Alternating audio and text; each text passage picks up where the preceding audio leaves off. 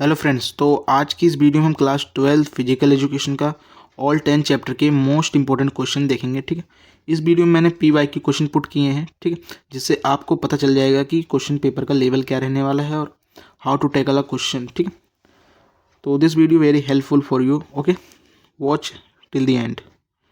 First question है, 18 से 64 वर्ष की जनसंख्या के लिए कोई 4 शारीरिक गतिविधि सुझाइए। तो 4 है।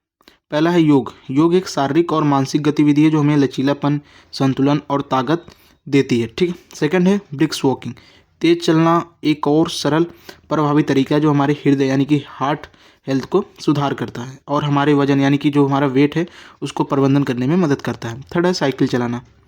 साइकिल चलाना एक मज़ेदार और प्रभावी तरीका है जो कार्डियो स्वास्थ्य में सुधार करता है यानी कि हमारे फेफड़े और लंग्स है हार्ट को मजबूत करता है और हमारी पैरों की मांसपेशियों को मजबूत करता है।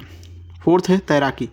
तैराकी एक कम प्रभाव वाली गतिविधि है जो पूरे शरीर का व्यायाम करती है और हृदय स्वास्थ्य में सुधार करती है। ठीक है, जब हम स्विमिंग करते हैं ना तो हमारा जो हार्ट है उसकी हेल्थ बेटर होती है और जो हमारा लंग्स है उसकी भी हेल्थ बेटर होती है और ओवरऑल पूरे बॉडी का एक्टिविटी हो जाता है। ठीक है, तो swimming is the best option. Second question है, खेल आयोजन यानी कि प्रतियोगिता से पहले और प्रतियोगिता के बाद वित्तीय समिति जिसे हम फाइनेंस कमेटी कहते हैं उसकी भूमिका बतानी है। ओके, तो पहले क्या है, ये आवश्यक धन की व्यवस्था करती है, बजट तैयार करना और व्यय की निगरानी करना।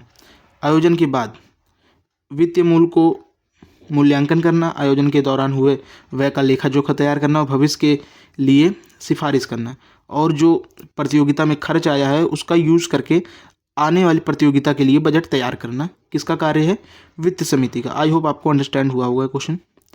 थर्ड है समावेशन को प्रोत्साहित करने में विद्यालय की भूमिका संक्षेप में बताएं। पहला, विविधता का सम्मान।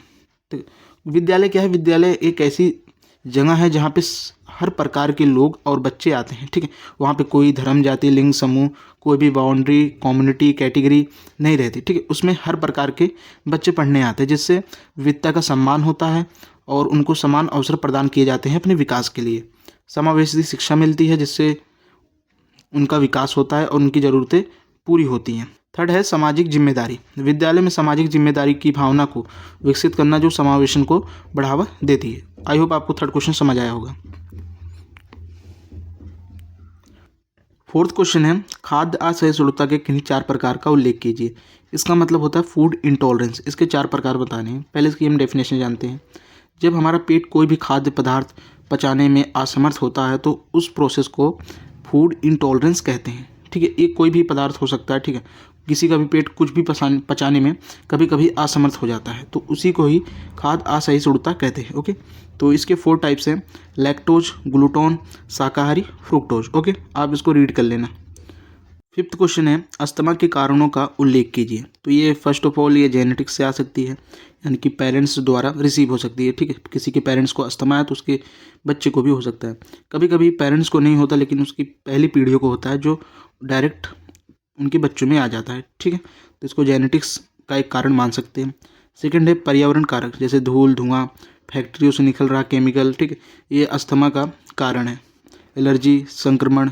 ठीक है, अस्थमा क्या है, एक श्वसन संबंधी समस्या है। नेक्स्ट क्वेश्चन है, पोटेशियम और जिंक दोनों के कोई 2 कार्य बताइए। तो पोटेशियम हमारी मांसपेशियों को क्रिया करने में मदद करता है और हमारी मांसपेशियों को कंट्रोल करने में सहायता प्रदान करता है। सेकंड है हृदय यानी कि हमारे हार्ट हेल्थ को बनाए रखने में मदद करता है।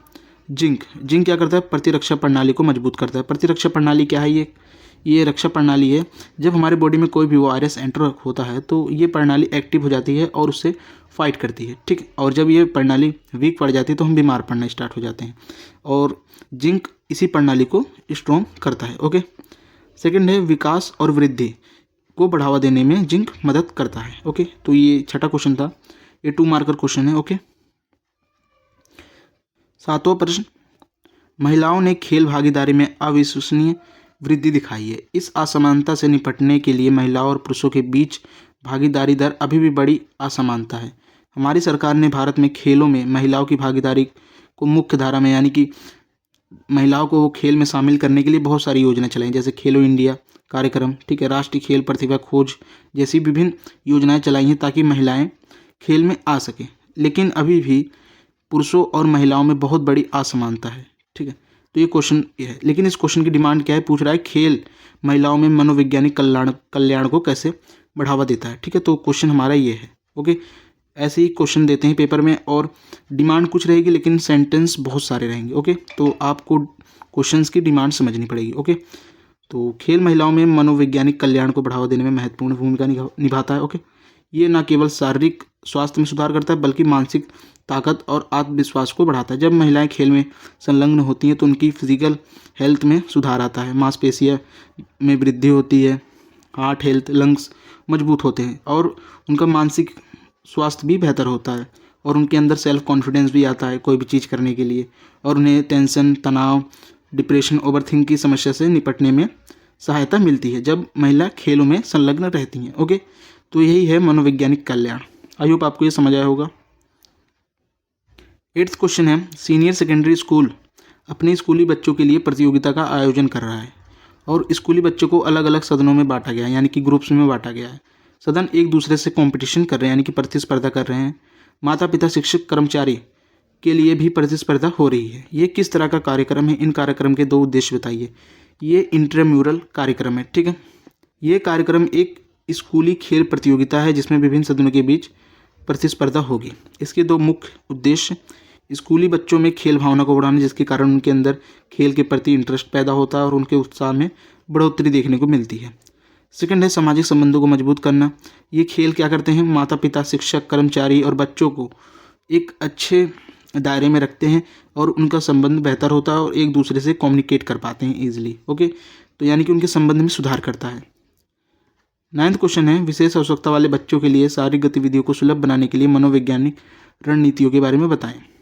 ठीक है, तो फर्स्ट है व्यक्तिगत ध्यान देना। कोई भी बच्चा है जो CWS का, उसके ऊपर स्पेशल ध्यान देना और उसकी व्यक्तिगत नीड को समझना और उसके अकॉर्डिंग सारी चीज़ों को प्लान करना जिससे उसकी क्षमता कम हो सके। सेकंड है सुरक्षित और सहायक वातावरण बनाना। बच्चों के लिए एक सुरक्षित और सहायक वातावरण बनाना जहां वह अपनी क्षमताओं का विकास कर सके। थर्ड है प्रेरणा और पुरस्कार देना। बच्चों को प्रेरित करना और उनकी उपलब्धियों के लिए उन्हें पुरस्कार देना जो कि उन्हें मनोवैज्ञानिक रूप से स्ट्रॉन्ग करता है। जब आप कोई परफॉर्मेंस देते हैं उसके लिए आपको कोई अवार्ड मिलता है तो आपका क्या कॉन्फिडेंस लेवल हाई हो जाता है। ठीक है, उससे आप बेहतर फील करते हैं। तो वही सेम CWS बच्चों के साथ होता है। 10th क्वेश्चन, एक खिलाड़ी के आहार का उद्देश्य उसके विशिष्ट खेलों के लिए वंचित आदर्श शारीरिक वजन, शारीरिक संरचना को बनाए रखना होना चाहिए। जो खिलाड़ी है वो आहार यानी कि जो फूड लेता है वो किसके लिए लेता है, ताकि उसका जो प्रदर्शन है खेल में बना रहे और उसकी फिटनेस और उसका वजन ये सब मेंटेन रहे। ठीक है, तो ये डेफिनेशन इसमें दी गई है, लेकिन इसमें क्वेश्चन क्या पूछ रहा है, प्रतियोगिता यानी कि खेल के बाद खिलाड़ी को किस प्रकार का आहार देना चाहिए, यानी कि किस प्रकार का भोजन करता है खिलाड़ी। तो प्रतियोगिता के बाद खिलाड़ी संतुलित आहार देना चाहिए। संतुलित आहार मतलब बैलेंस डाइट जिसमें पर्याप्त प्रोटीन, कार्बोहाइड्रेट, वसा, इसके अलावा पानी देना चाहिए जिससे उसकी बॉडी हाइड्रेटेड रहे। ठीक है, संतुलित आहार का मतलब यही होता है कि सारी चीज़ें पर्याप्त पोर्शन में होनी चाहिए। ये नहीं कि एक थाली चावल खा लिया, उससे तो पेट भर जाएगा लेकिन पर्याप्त चीज़ें नहीं मिल पाएंगी जो उसकी बॉडी के लिए रिक्वायरमेंट है। ओके, 13th क्वेश्चन है, खेल में आहार का क्या महत्व है। ठीक है, अब यह लॉन्ग क्वेश्चन बन के आ गया। अभी हमने ऊपर शॉर्ट में डिस्कस किया है, लॉन्ग बन के आ गया है। व्यायाम या प्रतियोगिता यानी कि जब आप जिम जाते हैं या कोई टूर्नामेंट खेल रहे हैं उसके बाद एक एथलीट के लिए किस प्रकार की आहार की सिफारिश की जाती है। ठीक है, तो खेलों में जो आहार है बहुत महत्व रखते हैं क्योंकि ये एथलीट को अपने प्रदर्शन में सुधार करने, चोटों से बचने में मदद करते हैं। एक संतुलित आहार में पर्याप्त प्रोटीन, कार्बोहाइड्रेट, वसा, विटामिन, मिनरल्स होते हैं जो कि उनकी बॉडी की रिक्वायरमेंट्स को फुलफिल करते हैं और उनके प्रदर्शन को बेहतर करते हैं। ठीक है, अब हम देखते हैं कि प्रतियोगिता के बाद कैसा डाइट लेना चाहिए। तो व्यक्ति को बैलेंस डाइट लेनी चाहिए यानी कि संतुलित आहार जिसमें पर्याप्त प्रोटीन, कार्बोहाइड्रेट, हाइड्रेशन सारी चीज़ें उपलब्ध हो जो कि उसकी बॉडी को फुलफिल कर पाए। ओके, 14th क्वेश्चन है, उच्च रक्तचाप को रोकने में सहायक 4 आसनों के उल्लेख करें। ठीक है, और हल आसन विधि की सावधानी को विस्तृत में वर्णन करें। ठीक है, हमें 4 आसन को सूचीबद्ध करना है और हल आसन की विधि और सावधानियों को विस्तृत में वर्णन करना है। तो 4 आसन है, पहला है हल आसन, सेकंड है सर्वांग आसन, थर्ड है मत्स्य आसन, फोर्थ है भुजंगासन। अब इसकी हम विधि देखेंगे, फिर इसकी सावधानियाँ देखेंगे हलासन की। ओके, तो इसकी विधि क्या है? सबसे पहले ज़मीन पर लेट जाएं, सीधे अपने पैर को ऊपर उठाएं, अपने हाथ से अपने पैर को पकड़ लें। इसके बाद अपने शरीर को एक हल की तरह मोड़ें और अपने पैरों को ज़मीन पर रखें। इस स्थिति में कम से कम आपको 10 सेकेंड तक रहना है, फिर धीरे धीरे समान स्थिति में पुनः लौट जाएं। अब इसकी हम सावधानियाँ देखते हैं। सावधानियाँ: हलासन करने से पहले अपने शरीर को गर्म करना। गर्म करने का मतलब वार्म अप करना। वार्म अप हम कैसे कर सकते हैं? कोई योगा, पीटी, ठीक है, स्प्रिंटिंग कर सकते हैं, जिससे हमारा शरीर गर्म हो जाए। गर्म होने का मतलब क्या है कि हमारी जो फेफड़ों और हृदय की क्षमता बेहतर हो सके और हमारे मांसपेशियाँ जो हैं वो गर्म हो जाएँ, जिससे कोई भी खिंचाव, तनाव की समस्या पैदा ना हो। ओके, तो सेकंड है, यदि आपको उच्च रक्तचाप, हृदय रोग, अन्य स्वास्थ्य समस्याएं हैं तो आप हलासन करने से पहले डॉक्टर से सलाह ले लें, परामर्श कर लें। ओके, थर्ड है, हलासन करते समय अपने शरीर को धीरे धीरे मोड़ें और अपने पैरों को ज़मीन पर रखें। फोर्थ, यदि आपको हलासन करते समय कोई दर्द या असहजता महसूस होती है तो तुरंत इसको बंद कर दें। ये हैं इसकी सावधानियाँ। कोई भी आसन की सावधानियाँ पूछे आपको क्या लिखना है? अगर आपके शरीर में कोई भी ऑपरेशन हुआ तो आप इस आसन को ना करें, फर्स्ट हो गया। सेकंड, गर्भवती महिलाएं इस आसन को ना करें। थर्ड, अगर आपके शरीर में दर्द रहता है तो इस आसन को करने से पहले डॉक्टर से परामर्श कर लें। तो ये 3 कॉमन सावधानियां जो कि आप हर आसन में लिख सकते हैं। ओके, 15 क्वेश्चन है विशेष आवश्यकता यानी कि CWSN बच्चों के लिए खेल गतिविधि यानी कि स्पोर्ट्स एक्टिविटी के लाभ को बताना है। ठीक है, जब कोई CWSN का बच्चा खेल एक्टिविटी में लगता है तो उसके शारीरिक विकास होता है, जिससे उसकी मांसपेशियों में सुधार आता है, हार्ट हेल्थ में वृद्धि होती है, उसकी लंग्स में भी सुधार आता है, मानसिक विकास होता है, ठीक है, डिप्रेशन, तनाव, ऐसी समस्याओं से दूर होता है, सामाजिक कौशल उसके अंदर आते हैं, वो समाज में बैठने उठने की कौशल को समझ जाता है, आत्मविश्वास आता है। जब कोई CWSN का बच्चा खेल में लगता है तो उसका क्या सेल्फ कॉन्फिडेंस बढ़ता है। जब CWSN के बच्चे खेल खेलते हैं तो उन्हें अपनी क्षमता का पता चलता है। ठीक है, पहले तो वो अपनी अक्षमता के ऊपर फोकस करते थे, लेकिन जब वो खेल खेलने लग जाते हैं तो उनकी क्षमता के बारे में पता चलता है कि हमारे पास इतनी कैपेबिलिटी, इतना पोटेंशियल है किसी भी चीज़ को करने के लिए। ठीक है, और स्वास्थ्य लाभ होता है उन्हें। ठीक है, खेल गतिविधि विशेष आवश्यकता वाले बच्चों के लिए स्वास्थ्य में सुधार करने में मदद करती है। ओके, नेक्स्ट क्वेश्चन है, खेलों से उचित उदाहरण देते हुए द्वितीय श्रेणी उत्तोलक, जिसे हम लीवर कहते हैं, उसकी व्याख्या करनी है। ठीक है, एक प्रकार का उत्तोलक है जिसमें भार को उठाने के लिए 2 या 2 से अधिक जोड़ों का उपयोग किया जाता है। ठीक है, लीवर क्या है? जिसमें इस भार है जिसको उठाने के लिए 2 जोड़ की आवश्यकता पड़ती है। इस प्रकार के उत्तोलक में भार को उठाने के लिए मांसपेशियों की शक्ति और लचीलेपन की आवश्यकता होती है। उदाहरण, क्रिकेट में गेंद फेंकना, फुटबॉल में गेंद को किक करना, टेनिस में रैकेट की स्विंग करना। ठीक है, ये सब क्या है? द्वितीय श्रेणी लीवर के उदाहरण है। आई होप आपको ये समझ आया होगा। नेक्स्ट क्वेश्चन है, गामक शिक्षा योग्यता के जॉनसन मैथनी परीक्षण के 4 परीक्षण मदों को सूचीबद्ध करें। जॉनसन मैथनी ने ही ये परीक्षण प्रोवाइड किया है हमें। ठीक है, गामक शिक्षा योग्यता एक महत्वपूर्ण अवधारणा है। ठीक है, जो व्यक्ति की शारीरिक क्षमता को मापने में मदद करता है। जॉनसन परीक्षण एक प्रमुख परीक्षण है जो गामक शिक्षा योग्यता को मापने में मदद करता है। फर्स्ट है संतुलन। इस परीक्षण में व्यक्ति को एक पैर पर खड़े रहने के लिए कहा जाता है। सेकंड, लचीलापन। व्यक्ति को अपने शरीर को विभिन्न दिशाओं में मोड़ने के लिए कहा जाता है। थर्ड, शक्ति। व्यक्ति को एक भार को उठाने के लिए कहा जाता है। फोर्थ, समन्वय, कोऑर्डिनेशन। व्यक्ति को अपने शरीर के विभिन्न अंगों को समन्वय में चलाने के लिए कहा जाता है। ओके, तो ये हैं 4 मद। ठीक है, और इसका उत्पादन किसने किया था? जॉनसन मैथनी ने। ओके, तो ये MCQ बन सकता है, इसको नोट डाउन करके चलना आप। नेक्स्ट क्वेश्चन है, 18वां क्वेश्चन है, रजोदर्शन पर संक्षिप्त टिप्पणी लिखिए। ये एक महत्वपूर्ण शारीरिक परिवर्तन यानी कि फिजिकल चेंज है जो महिलाओं में होता है। ठीक है, प्यूबर्टी के दौरान ये मासिक धर्म की शुरुआत को दर्शाता है। जब महिलाओं में पीरियड्स शुरू होते हैं उसी प्रोसेस को ही कहते हैं रजोदर्शन, और महिलाओं की प्रजनन क्षमता को प्रदर्शित करता है। ठीक है, 9वां क्वेश्चन है, 4 आसनों को सूचीबद्ध करें जो अस्थमा को नियंत्रित करने में मदद करते हैं। यानी ऊपर हमने अस्थमा पढ़े थे, ठीक है, वो किस कारणों से होते हैं। अब हमें पढ़ना है कि उसको हम कैसे रोक सकते हैं। रोक तो नहीं सकते लेकिन उसे कम जरूर किया जा सकता है। फर्स्ट है भुजंगासन, सेकंड है शलभासन, थर्ड है धनुरासन, फोर्थ है शवासन। 20वां प्रश्न, दिव्यांग बच्चों जिसे हम CWSN कहते हैं, उनके लिए शारीरिक गतिविधि के कोई 2 लाभ बताने हैं। इसके 2 लाभ हैं। ठीक है। तो पहला है शारीरिक विकास, सेकंड है मानसिक विकास। आई होप आपको शारीरिक, मानसिक, आध्यात्मिक ये सारे विकास पता होंगे। ठीक है, ये तो बेसिक है फिजिकल एजुकेशन का, क्लास 12। ओके, 11वां प्रश्न है घर्षण के ऊपर है। खेलों से उचित उदाहरण देते हुए घर्षण के किन्हीं दो प्रकार का उल्लेख कीजिए।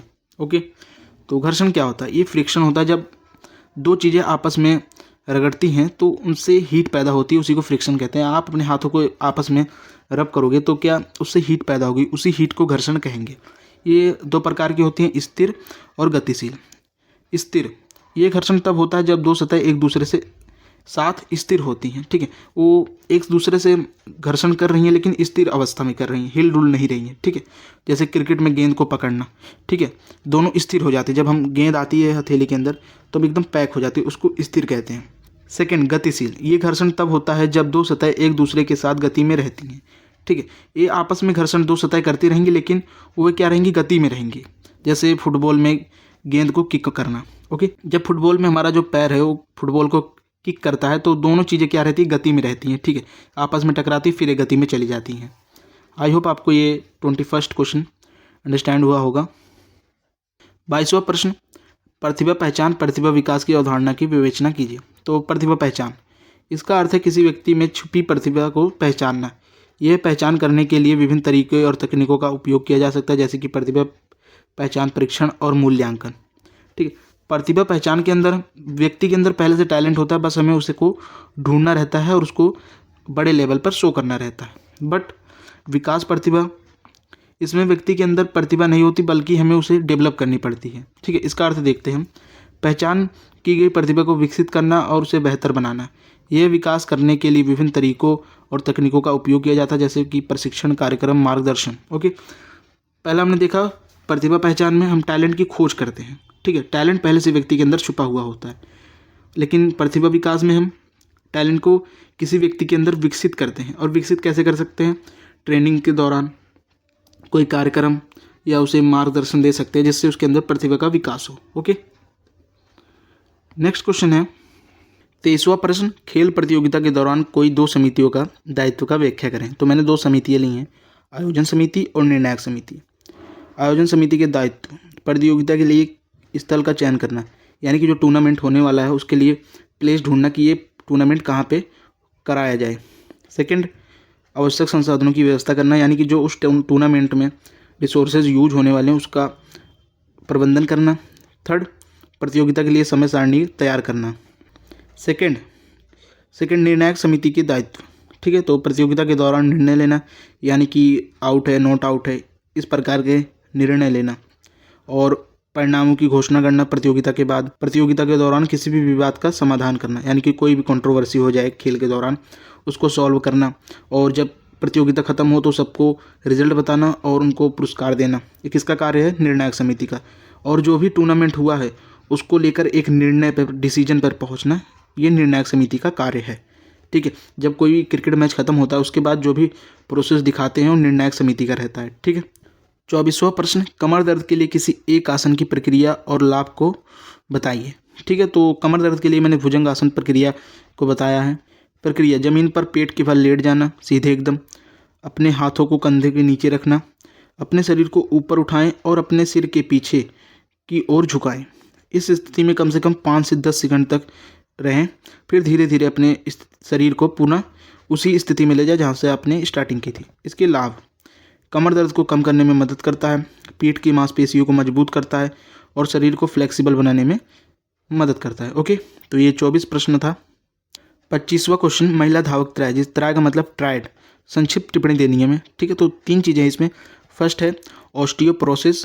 ठीक है, इसमें हड्डियाँ कमज़ोर हो जाती हैं, यानी कि जो हड्डियों का कैल्शियम होता है वो कम हो जाता है, जिससे स्टेबिलिटी खो जाती है फीमेल्स में। ठीक है, उन्हें हड्डियों से रिलेटेड समस्याएं देखने को मिलती है, कभी कभी हड्डियाँ टेढ़ी भी हो जाती है, टूटने की समस्या भी आती है और चलते वक्त बैलेंस बनाने में सक्षम नहीं हो पाती जब ऑस्टियोपोरोसिस होता है।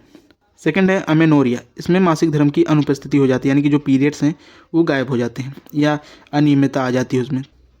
थर्ड है ईटिंग डिसऑर्डर।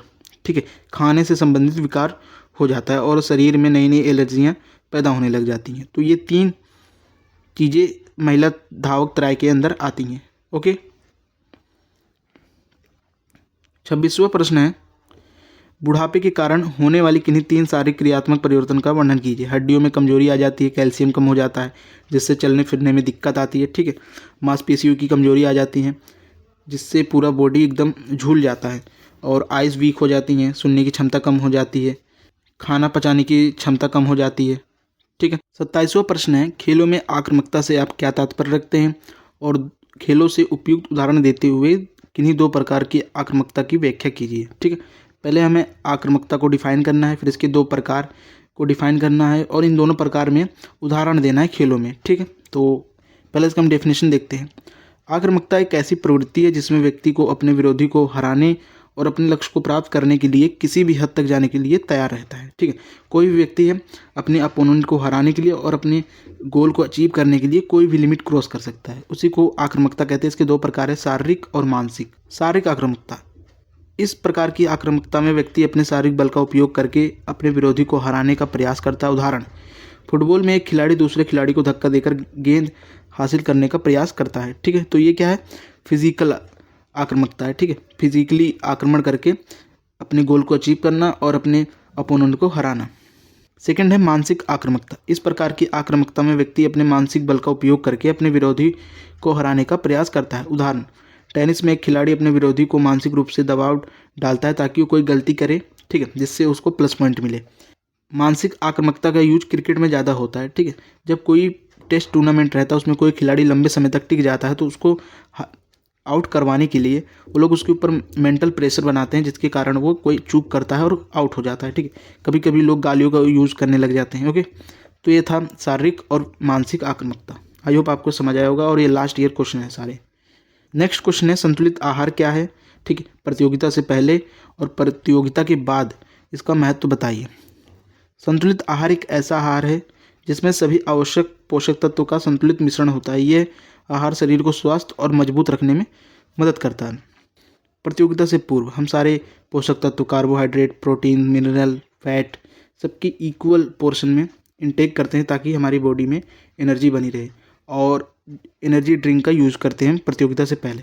हम प्रतियोगिता से पहले हल्का भोजन करते हैं ताकि हमें प्रतियोगिता के दौरान समस्याएं ना हो, और प्रतियोगिता के बाद यही सारी चीज़ें हम इक्वल पोर्शन में लेते हैं, लेकिन उसकी हम क्वांटिटी बढ़ा देते हैं, ठीक है। तो यही दोनों में डिफरेंस है। प्रतियोगिता से पहले हम हल्का भोजन करते हैं, प्रतियोगिता के बाद हम भारी भोजन करते हैं, लेकिन सब में मात्रा सेम रहती है पोषक तत्वों की, ओके। 30वां प्रश्न है, सहन क्षमता क्या है। गतिविधि की अवधि के आधार पर सहन क्षमता के किन्हीं 2 प्रकारों का खेल से उचित उदाहरण देते हुए वर्णन करना है, ठीक है। पहले हमें सहन क्षमता बतानी क्या है, फिर हमें टाइम के आधार पर सहन क्षमता के 2 प्रकार का उल्लेख करना है और उसमें उचित उदाहरण देते हुए उसकी व्याख्या को करना है।